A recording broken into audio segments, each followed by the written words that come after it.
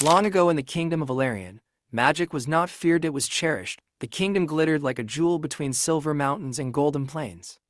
Those blessed with magic healed the sick, lit the streets with floating lanterns, and coaxed blossoms from frozen soil.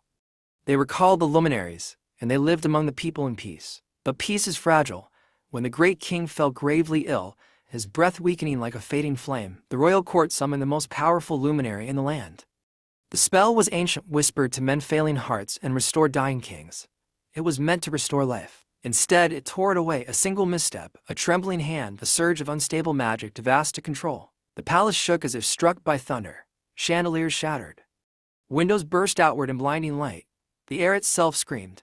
And when the storm of magic settled, the king lay lifeless upon his golden bed. Silence filled the throne room. Then grief, then fury. The crown prince was no reckless youth.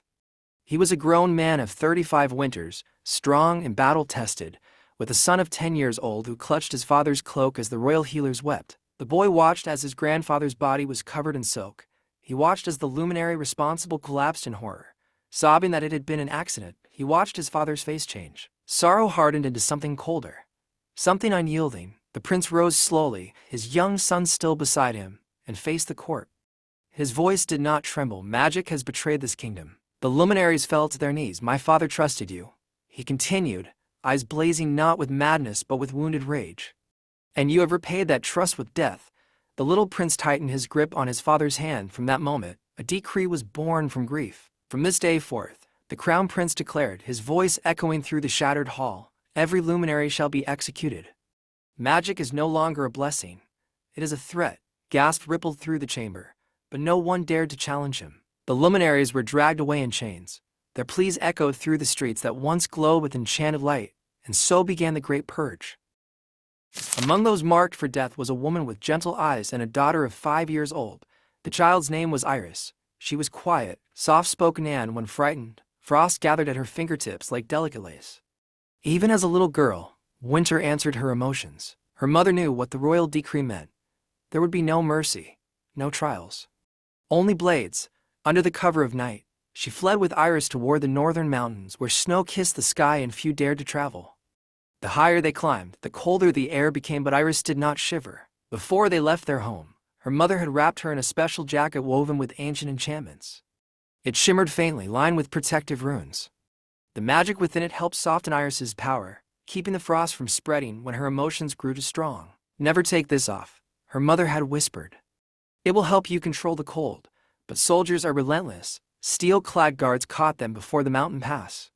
Torches burned against the night. Swords glinted like cruel stars. Iris's mother fell to her knees, shielding her daughter with trembling arms. Run, she whispered urgently. No matter what you hear, run. Iris hesitated. She saw the flash of blades. She heard her mother's cry. And then, silence. The world shattered in that moment. A scream tore from Iris's throat as she ran blindly up the mountain path. With every step she took, the ground beneath her feet froze solid. Grass turned white, stones glazed over in ice. Frost spread like cracks across the earth wherever her small boots touched. Her tears fell hot against her cheeks but turned to tiny crystals before reaching the ground. The enchanted jacket began to tear as branches clawed at her, and jagged rocks scraped against the fabric. The glowing runes flickered and dimmed. By the time she reached the upper cliffs, the coat was ripped along the sleeves, its magic weakening. And Iris was no longer just afraid. She was furious. She collapsed at the summit of the tallest mountain, sobbing into the snow. The sky above was heavy with thick winter clouds, not darkness, not night, but a pale, endless gray that swallowed the warmth of the sun. It was the kind of sky where daylight exists, yet warmth does not. Her sorrow became rage, her rage became power. The torn jacket could no longer contain her magic. The mountain trembled. Ice erupted outward in a blinding storm. Snow spiraled into the heavens. Forests below were swallowed in white. Rivers froze mid-current. The clouds thickened, rolling endlessly across the sky, blocking the sun's warmth until even midday felt cold and distant. It was not night, but it was a winter that refused to end. Years passed. Winter did not leave. The kingdom of Valerian, once golden and bright, became a land of frost. Crops failed beneath sheets of ice. Livestock perished in frozen fields. Villagers huddled together in their homes, burning what little would remain, praying each night that the cold would loosen its grip. It never did. Many soldiers were sent to capture the ice witch of the mountain. None returned. Sometimes, when the snowstorms cleared for a brief, Cruel moment, travelers could see them figures frozen solid along the mountain path. Their armor encased in thick ice, their faces preserved in expressions of shock. They stood like statues carved from regret. The mountain where Iris lived was death itself, its winds sharp as blades, its snow swallowing all warmth. Yet even the village far below, though less merciless, grew colder with every passing year. 15 winters, 15 years without spring. The crown prince who had once watched his grandfather die was now 25 years old, and the grieving prince who had ordered the great purge was no longer young. King Connor, now 50 years of age, ruled over a starving kingdom. The cold had not spared him either. The frost crept into his bones, leaving him weak, coughing, and often confined to his chambers. Each night, despite his illness, he forced himself onto the palace balcony. Wrapped in heavy furs, he stared at the distant mountain peak barely visible through swirling snow. He had believed destroying magic would save his people. Now his people were dying anyway. Inside the throne room, the council trembled as another report was read. 3 villages lost to famine, to more families frozen in their sleep. There is only one solution, the eldest advisor said softly. The girl's anger must be eased. Only then will winter release us. But no one can reach her, another added. They freeze before they are halfway. Silence fell over the chamber. Then a clear voice broke through it. I will go. All eyes turned. Prince Alexander stepped forward, no longer the frightened 10-year-old boy who had clung to his father's cloak. He now stood tall and resolute. His features were sharp with determination, his eyes steady despite the fear in the room. Gasps echoed against the frozen walls. King Connor rose abruptly from his throne, gripping the armrest for balance. No, Alexander did not bow. Father, I said no. The king's voice was rough, weakened by illness yet fierce with authority. You are my only son, the heir to this throne. I will not send you to your death. Alexander stepped closer. And I am the crown prince. It is my duty to protect our people. The king's hand trembled not from cold, but from fear. You saw what happened to those soldiers, Connor said quietly. No one survives that mountain, and no one will survive this winter either. Alexander replied, his voice steady, but filled with urgency. Children are freezing. Families are starving. You are ill because of this curse. The words hung heavy in the air. If I am to be king one day, Alexander continued, then I must act like one now. The council watched in stunned silence as father and son faced one another, not as ruler and heir, but as 2 men bound by guilt and love. Connor's shoulders sagged. For the first time, he looked not like a king, but like a tired father afraid of losing his child. You do not understand the weight of this, he whispered. Alexander's expression softened, but he did not waver. I do. It began with our family. It is only right that our family tries to end it outside. The wind howled against the palace towers. At dawn beneath a silver sky, Prince Alexander left the palace gates. He wore layers of fur-lined cloaks fastened with golden clasps, gloves of thick leather, and a hood trimmed in white wolf fur to shield him from the merciless wind. A sword rested at his side, not for battle, but for courage. He did not look back. The closer he drew to the northern mountains, the quieter the world became. Birds no longer sang. Trees stood frozen in crystal stillness. Even the wind seemed to whisper warnings with every step. The air grew sharper, colder. He could feel it pressing against his ribs, slipping beneath his armor, biting into his skin. Frost clung to his lashes. His breath turned heavy. Doubt crept into his thoughts. What if I fail? What if I never return? For a fleeting moment, he nearly turned back, but then he remembered the children wrapped in thin blankets. The hollow eyes of villagers with no harvest. His father, pale from illness, watching the mountain with regret, so he pressed forward. The provisions he carried froze within hours. Bread hardened like stone, fruit turned to shards of ice. When he tried to eat, pain struck his teeth and he could swallow nothing. Still he climbed. By the time he reached the foot of the great mountain, the storm had thickened. Snow spiraled violently around him, erasing the path behind. The world became a blur of white and silver. His steps slowed, his vision dimmed. The cold was no longer outside him, it was within him. With one final breath, Prince Alexander collapsed into the snow at the base of the mountain. High above, in a palace sculpted from living ice, Iris descended toward the frozen river below. It was her custom to search beneath the thick glassy surface for fish trapped in winter's hold. She walked lightly across the snow, her silver hair flowing behind her like drifting frost. On her return, something unusual caught her eye. A figure in the snow. She stilled. Humans had climbed this mountain before. They had come with weapons, with hatred, with orders. They had all perished. She approached slowly, her expression unreadable. The man lay motionless, frost claiming his cloak, snow gathering along his shoulders.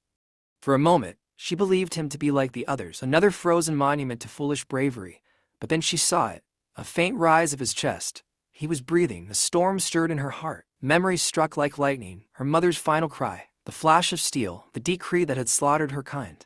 Her eyes hardened, she turned away. Let him become what the others became, she thought, yet something held her still. She looked back. His face, though pale with cold, was peaceful. There was no cruelty there, no rage, only exhaustion. And quiet strength. He did not look like a hunter. He looked like someone who had chosen the suffering. Iris stepped closer. For a long moment, she simply watched him. Then, without fully understanding why, she removed the enchanted jacket her mother had once given her, the last warmth she had ever known. Its magic no longer restrained her power, for her ice had grown far stronger than its spells, but it could still save him. She wrapped it around his frozen form. The frost around him softened slowly. With a gentle lift of her hand, the snow beneath him rose like a silver cloud. She carried him upward through the raging wind, higher and higher, until the mountain peak pierced the clouds. There stood her castle, a magnificent palace of crystal towers and shimmering arches, glowing softly beneath the endless winter sky. She brought him inside, the great doors of ice sealed behind them, and for the first time in 15 winters, Iris had chosen mercy over anger. Prince Alexander awoke slowly. Warmth surrounded him. For a moment, he believed he was home, back in his chambers beneath heavy blankets, the journey nothing but a reckless dream. His body no longer ached, his fingers no longer burned with frost. He exhaled in relief, but when he opened his eyes, the world before him shimmered in silver and blue. Ceilings arched high above, carved entirely from crystal ice. Light filtered through translucent walls, casting pale reflections that danced like winter spirits. The floor beneath him gleamed like polished glass. He sat up abruptly. This is not the palace. A chilling thought crossed his mind. Am I dead? Finally, a calm voice echoed through the chamber. You're awake.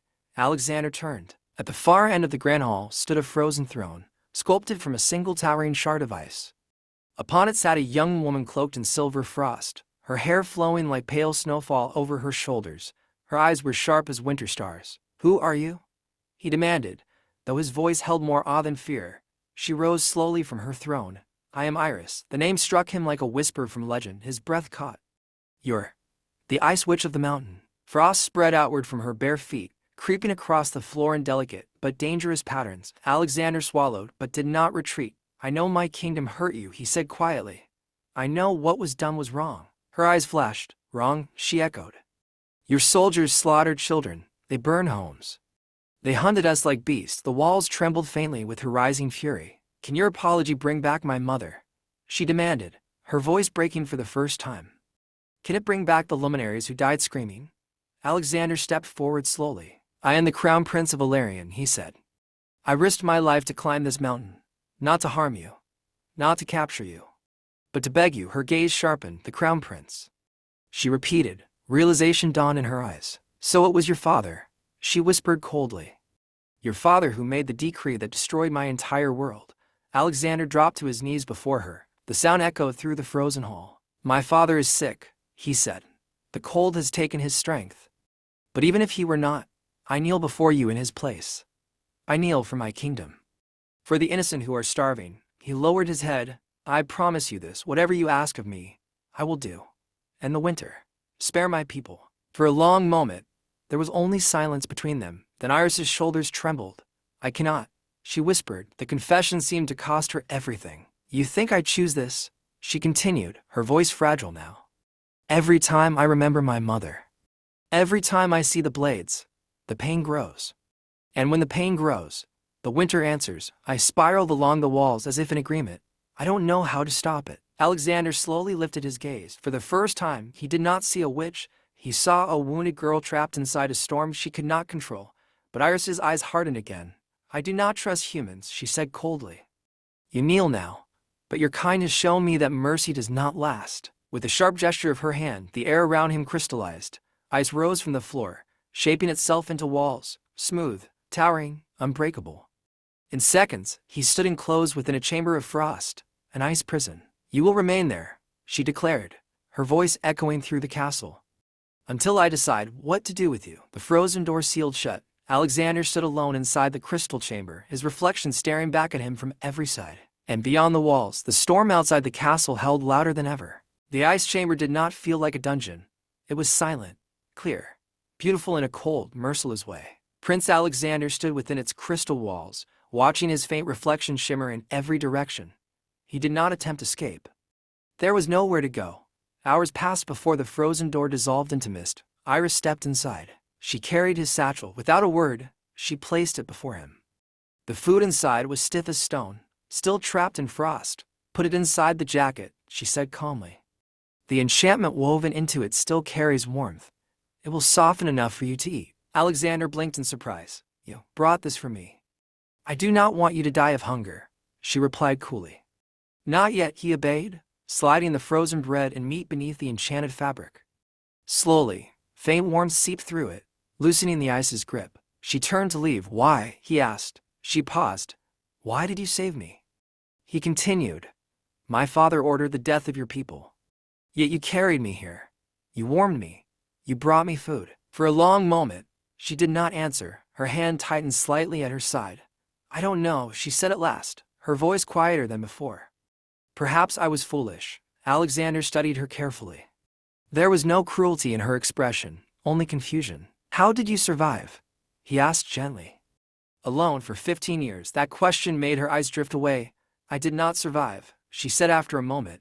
I endured. She told him of the early years, the nights she cried until the storms answered. The days she wandered the mountains speaking to no one. The frozen river, where she learned to catch fish beneath thick glass ice. The castle she built from instinct and power, simply to have walls that would not betray her. The silence was the worst, she admitted softly, not the cold. As she spoke, Alexander saw it clearly.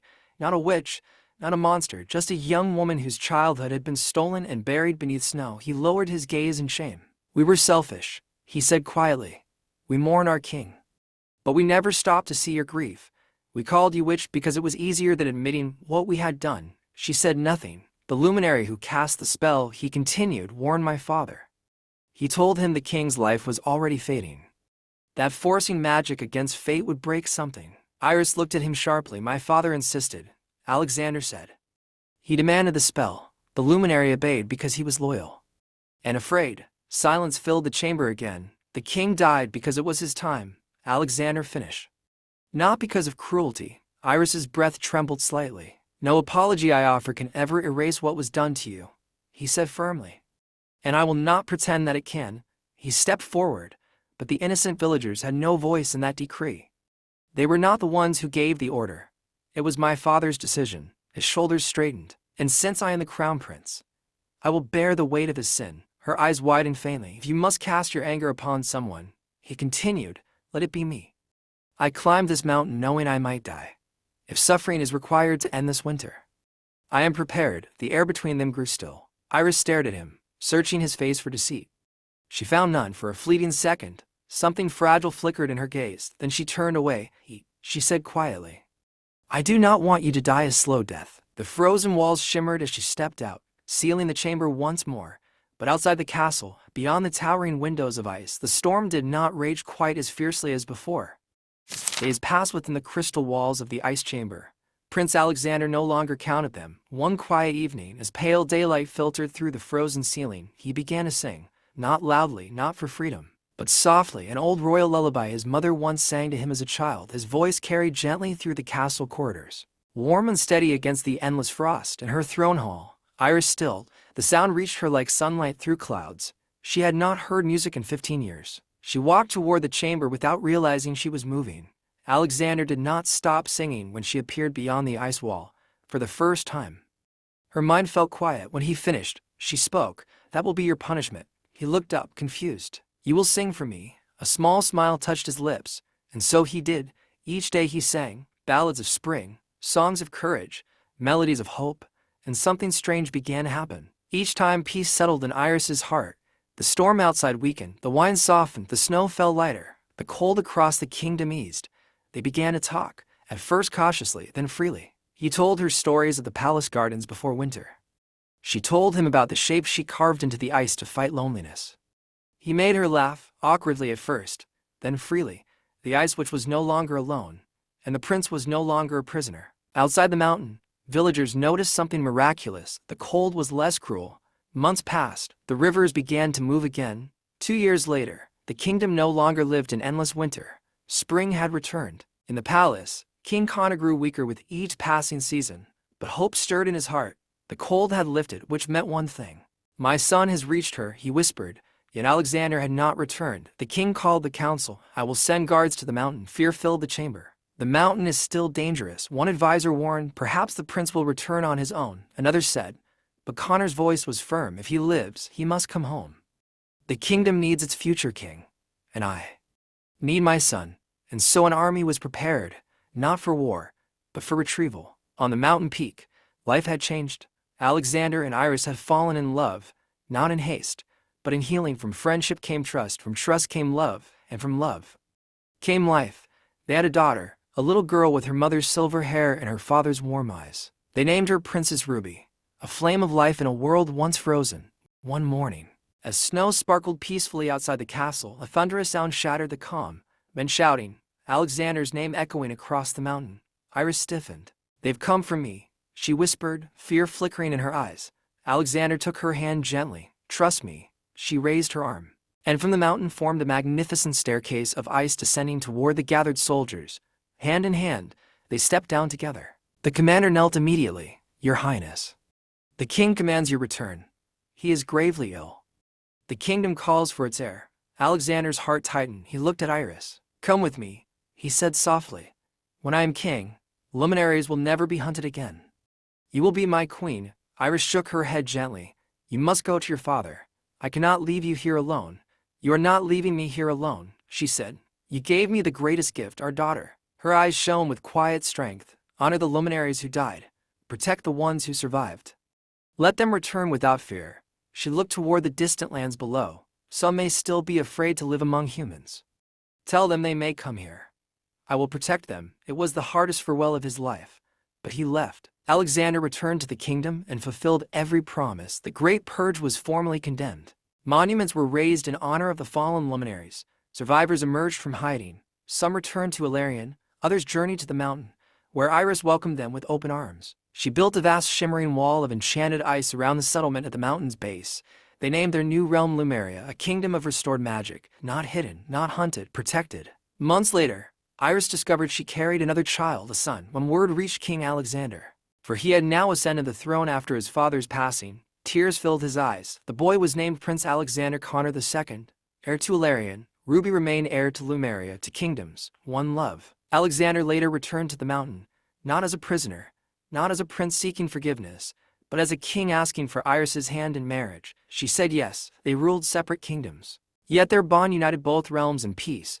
They visited often. Their children grew knowing both crown and crystal. Winter never ruled in anger again, and beneath silver mountains and golden plains, magic was no longer feared, it was understood.